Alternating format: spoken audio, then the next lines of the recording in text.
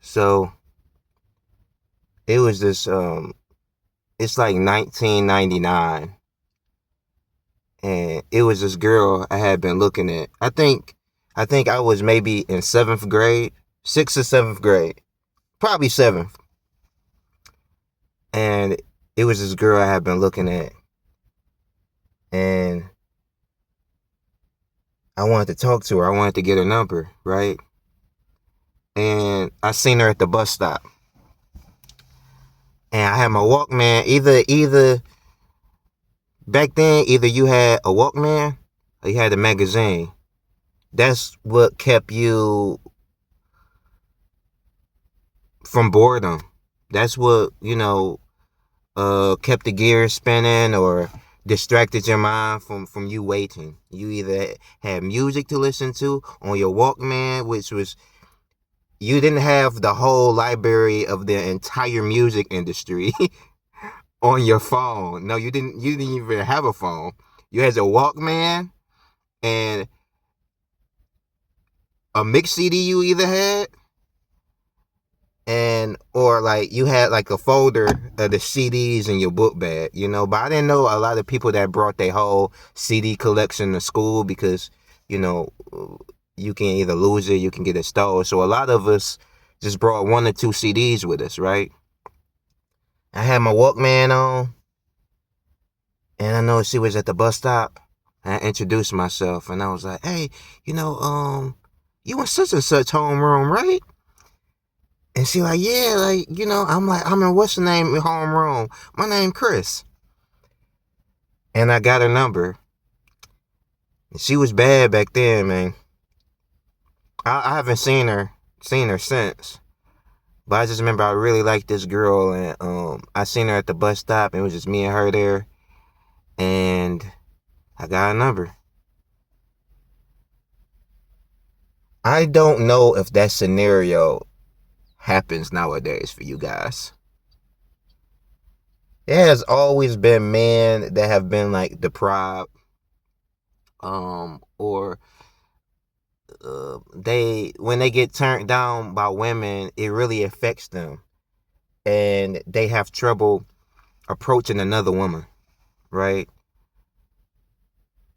The reason why this video is titled "Before Smartphones" is because that little story that I told you at the beginning, I don't think, I don't think that happens anymore. Because you know what these smartphones bring? It's a weird dynamic.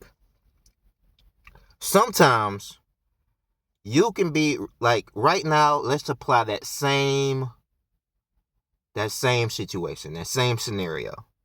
But let's put smartphones in it. So you on your smartphone, she on her smartphone. Y'all the only ones at the bus stop. You've been looking at her, you've been trying to. What people do is sometimes she may want to be approached, but she's shy. So she looking down at her phone. She want to be approached, but she's scared of it at the same time. She don't know who gonna approach her. Maybe she like you. Maybe she know you like her. But she looking at her phone because it's like a pacifier. It in her mind, it keeps her from revealing herself, right? But back in the day, you didn't have that. Like like you know what I love? I love when somebody phone die. I'm gonna tell you why. Because I noticed that because of these phones, certain people don't know what to do with their hands. They don't know what to do with their hands when they phone dead, or they don't have a phone, or they lost their phone. They don't know what to do with their hands anymore. All of a sudden, and then you can just see they don't know how to operate without this phone, man. Like, I remember being in the waiting room or being like in a line for something, and I didn't have a phone, and people would look at each other, and then you either spark up a conversation, and sometimes people will just smile at you. People just smile at you. You would see people looking down, reading a magazine. Other people are just looking around, just smiling at each other. Hey, how you doing? Man, this is a long wait, right? Oh, man.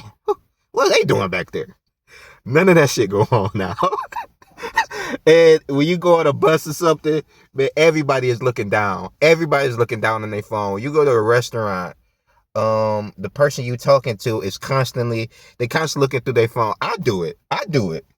I'm constantly looking at my phone. It's like I seen this thing turn into this. I seen it turn into this.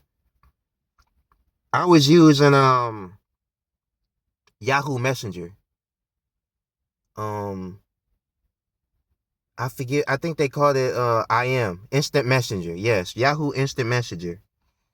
We was using that. We was using AOL, and that was like around the first time emojis was like a thing. Nothing to the extent that emojis are now. Like you have emojis of emojis of emojis. But we used to use Instant Messenger, Yahoo, and AOL Instant Messenger. And that was the beginning of texting. But you would have to have a computer. I have to have a computer, and we have to be logged in. And this was a time like with dial up. If you had dial up, which a lot of us had, and you only had one phone line, you couldn't use the phone. Because the phone line, if you pick up the phone, like, you'd be like, oh shit. Because that was the internet. The internet was using the phone line to connect to the internet. And then I remember we got I think DSL. I don't know what DSL stands for.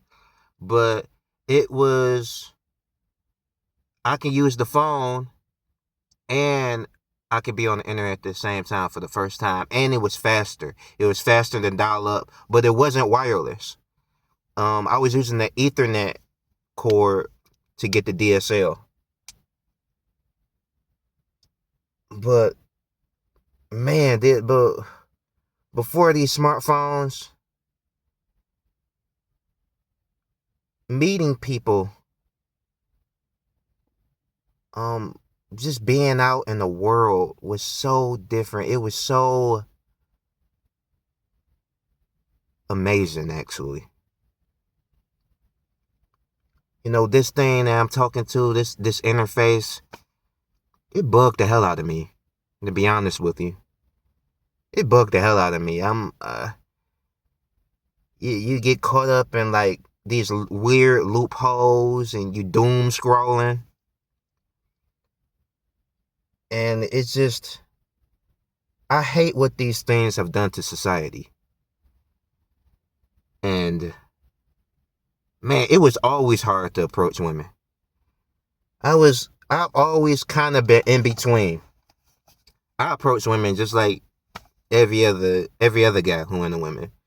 But I've been kind of lucky enough to um have either a woman just directly approach me and introduce herself, or her give me some type of hint like, hey, I wanna talk to you. And then I pick up on that hint and I introduce myself. Um but man, just making friends now, and just I've never DM'd anybody in my life. That's just not my way of approaching women. I gotta approach a woman in person. Um, yeah, I got to. I can't approach a woman on the internet. I ain't got that type of That's not my type of game. I'm the type of guy, I'm straightforward with a woman. Like when I'm interested in a woman, I see that she's approachable, she's by herself, maybe she don't got a boyfriend. I introduce myself and I let her know my intentions, why I'm introducing myself. Um, that has always been difficult. These phones make it extremely difficult because two things are going on.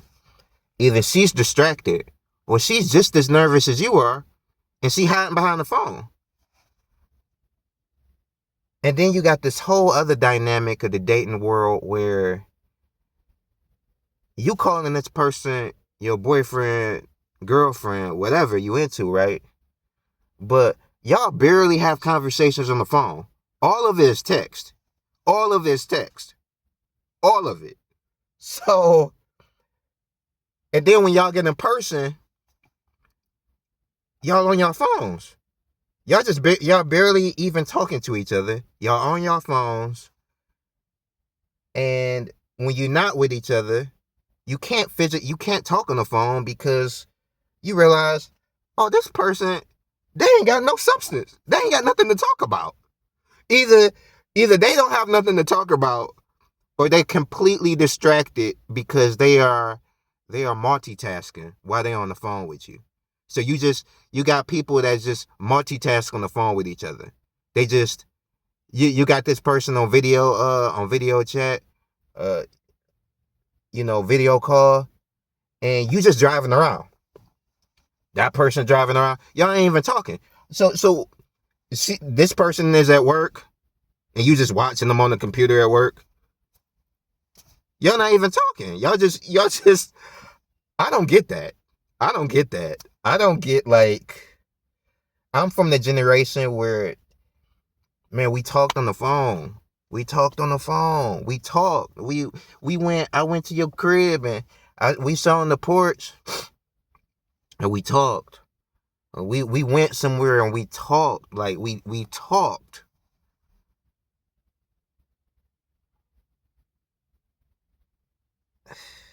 I don't know where the world is going now with with this this new social engineering that is interfaced through this device right here. I feel like an old head.